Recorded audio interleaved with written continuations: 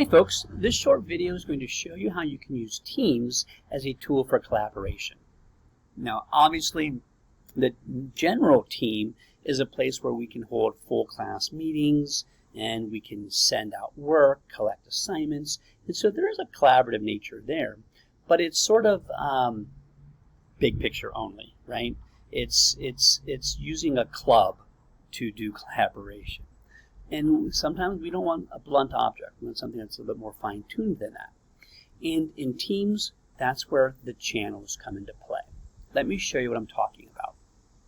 Go to my AP Literature channel, or sorry, my AP Literature team. And like all teams, you will always have what's called the general channel.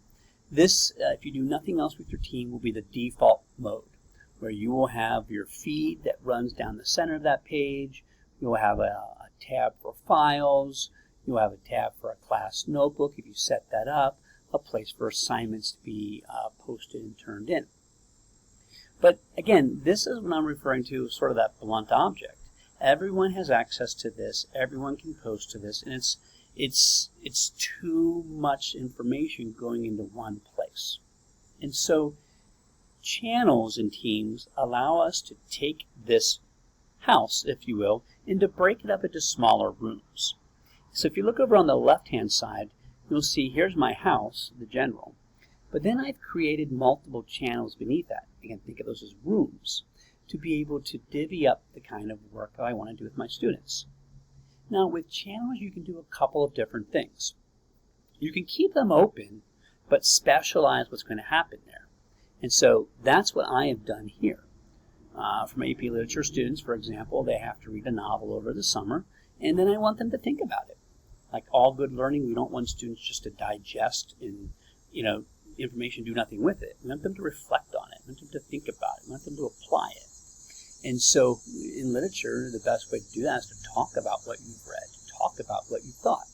And so I give them assignments to blog about their reading periodically throughout the book. Now, it's one thing to blog and just throw your own ideas out there, but what's really important is that we read other people's thoughts and we respond to them, we challenge them, we affirm them, we extend on their thinking and on our own thinking. And so my summer assignment goes that direction. And so you'll see I've got 3 blog assignments here.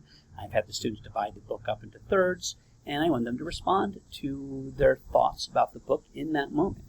And so you can see we have a couple of students here who are posting their reflections on the reading, and then a couple of students are replying back to that reflection, thinking about it, challenging it, extending it. So this is a focused activity open to the whole group. Great place for threaded discussion. But maybe what you really want is to have students working in small groups where it's sort of a private, secure place to work. So if you're a teacher like me who often has your students break up into small groups, whether that is to do some kind of application on a skill I just taught, or maybe it's a larger term project that's going to last multiple weeks, whatever that happens to be, and those students need a secure place to work, Channels is a good place for that as well. And so while these channels are open to the whole class, you can make a channel private. Let's see how you do that, and I'll show you how to make a channel as well.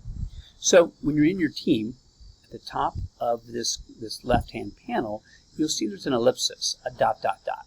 Click that ellipsis. Choose the option Add Channel. Give it a name. So I'm going to think about this as a small group activity, and I want my students to work in teams. I'm actually going to have all my classes this year break up into either research buddies or homework help, something like that, where they're going to have a set group of students that they're always going to have to turn to in case they need extra support. So I'll call this small group 1, just for the sake of simplicity. So small group 1. You can give it a description if you want. Now the privacy section is really where you want to pay attention. Right now it's accessible to everyone. It's going to be just like my blog teams, but I don't want this accessible to everyone. I want this to be something that only a handful of kids, 2 or 3 kids, are going to have access to them. So how do I do that? Open your menu and simply choose private. Simple as that. Click next. Channel is going to be created, and you will see it populate over here when it's ready to roll. Now, we want to put students' names in. By the way, if you want to add extra teachers, you can do that. But I need to add some students. So let me just start typing some of my students' names. And so these are going to be kids who I have in that class. And you know, anyone in our school district, quite frankly, will pop up. But you start typing their name, and they will then generate. They'll look for the students' names, and you can generate your lists pretty quickly that way. So let's say these 3 kids are going to work as a team. So now this channel is only going to be accessible to these folks. So when I click done, you'll see small group 1 has appeared here. Now, the great thing about this is no other students can access this. So if you're worried about other students sabotaging the work of their peers, this prevents that from happening because this is secure. The other nice thing about this is you can post material that only they see. So let's say I know I'm setting up my teams according to ability level, right? And each one of my small groups are going to have similar abilities. Now that allows me to individualize how I support their learning. So in the file section, maybe this group is one of my advanced groups. So perhaps I'm not going to give them as much structure to an activity. I want them to decide how they want this activity to roll out. Well, the files that I'm going to post for them are going to be, a little bit less detailed and allow them to explore possibilities a little bit more.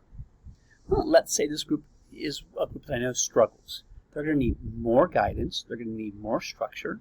I might add some additional tools in here to help them through because I know they're going to need that extra support. So even if I can't physically be next to them, I can give them that material in their file section. So these channels become a great tool whether or not we're working together in the classroom or we're working remotely because it's going to operate the same way. Now, another great feature in these teams, if you look in the top right-hand corner, there's a Meet Now button to do video conferencing. So this is a great way for you to be able to let your small groups still have that face-to-face discussion, just like we would have broken out into groups in class and discussed an issue. They can do that in their own video conference. You can do this synchronously in the classroom if you don't want them to physically be right next to each other, or at home synchronously at the same time if we're doing remote learning. The threaded discussion features here would be perfect for asynchronous because they can't get on a video chat at the same time, but they can still post ideas when they're able to log in. The other nice thing, and definitely a tip I would make, a suggestion I'd make to you, you can record those sessions. And so my advice to you would be to record all those small group sessions so that when you pop out of each session to check in on another group, you've got a video record of what happened in that session. So that way you can make sure that, 1, they're doing what they're supposed to do, right? 2, you can check their progress. So if you want to make sure that maybe that weaker group, even though you're not in that video call with them the entire time, you want to make sure they're on the right track. You can watch that video and then follow up with some feedback in their post on their team. If you just want to give some feedback to each group, you can personalize that by watching their video and being able to post in.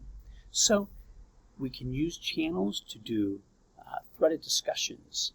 We can use them to do small group work that is secure online. And we can also allow them to do their face-to-face discussions together using that Meet Now tool in a video breakout session. So I hope this helps. If you have any questions, don't hesitate to ask. And as always, thanks for watching.